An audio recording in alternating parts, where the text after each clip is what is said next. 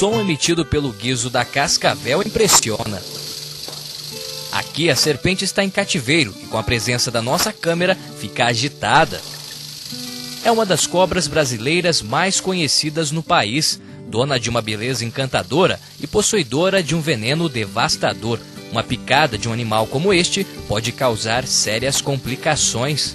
Depende da serpente, a sua espécie, o seu gênero, ela tem manifestações diferentes. Por exemplo, uma cascavel, ela atua sobre o sistema nervoso central. Ela é chamada neurotóxica, a toxina que ela elabora. Então, no local da picada quase não há dor, não há nenhuma degradação do tecido ali, mas vai atuar sobre o sistema nervoso central. Então a pessoa vai ter face chamada neurotóxica, que é as pálpebras ficam a meio caminho, a testa fica toda enrugada tentando suspender a pálpebra e não consegue. Agora depois, além da neurotoxina, a cascavel tem a parte hemolítica, a parte em que começa a urinar, cor de Coca-Cola.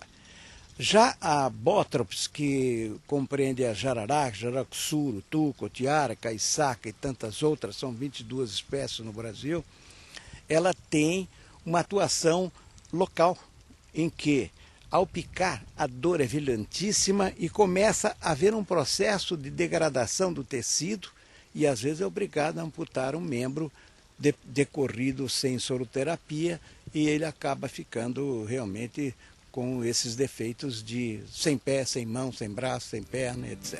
Das 2.900 espécies de serpentes que existem no mundo, 328 são brasileiras. Ao contrário do que muita gente imagina, a maioria delas não tem veneno.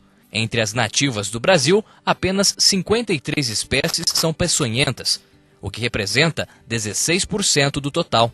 Mas como identificar uma cobra venenosa? O professor do Departamento de Zoologia da Unesp, Luiz Dino Visoto, dá uma dica simples e que, em alguns casos, pode ajudar. Identificar é um pouco difícil para o caboclo. Ele sabe muito bem e dá uma certa impressão de que ele tem esse conhecimento quando ele fala que a cobra tem 4 ventas, isto é, um par de narinas e um par de orifícios que ficam mais ou menos localizados entre o olho e a narina, se chama fosseta loreal.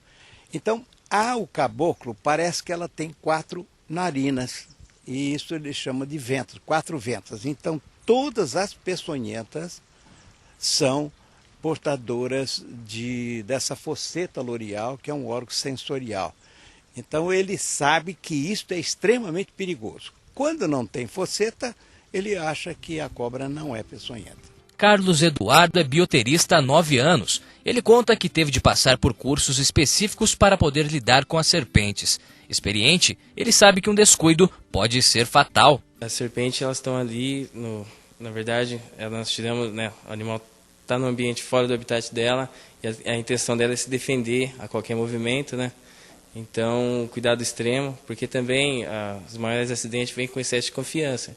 Então, sempre quando vamos fazer a manutenção dos terrários, a gente usa o gancho, imobiliza o animal, coloca numa caixa de contenção, do qual não tem perigo de ela estar desferindo o bote ou alguma coisa assim. E posteriormente fazemos a limpeza do ambiente. Durante a nossa entrevista aqui, você está manipulando essa cobrinha, vamos dizer assim, E que cobra que é essa? Essa aqui é uma corn snake, uma cobra de origem americana. É um animal muito usado lá fora, em outros países, como animal de estimação, pet, porque é um animal não agressivo, não venenoso e aceita contato, e se dá muito bem em cativeiro, assim. Em condições naturais, fica difícil enxergar o bicho. Até mesmo na grama, a serpente pode facilmente se camuflar.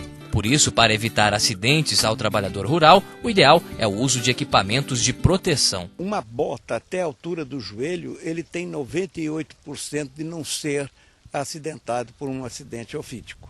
Então, na realidade, ele não deve colocar a mão em buraco, ele não deve levantar uma pedra ou um objeto qualquer do seu lado, mas do lado contrário, e nunca com a mão, mas com um pau, com a enxada ou com enxadão, para que, se tiver que dar um bote, dá o bote para frente e não para o seu lado. Ele não deve, no momento de um acidente, nada de estimular o paciente. Correr, vamos fazer isso, toma café, querosene, nada disso. Isso é um absurdo. Deve de imediato levar ao hospital. Para poder capturar um animal destes, quando necessário, com segurança, é preciso o uso de um gancho próprio. Aqui, o professor ensina quais são os procedimentos.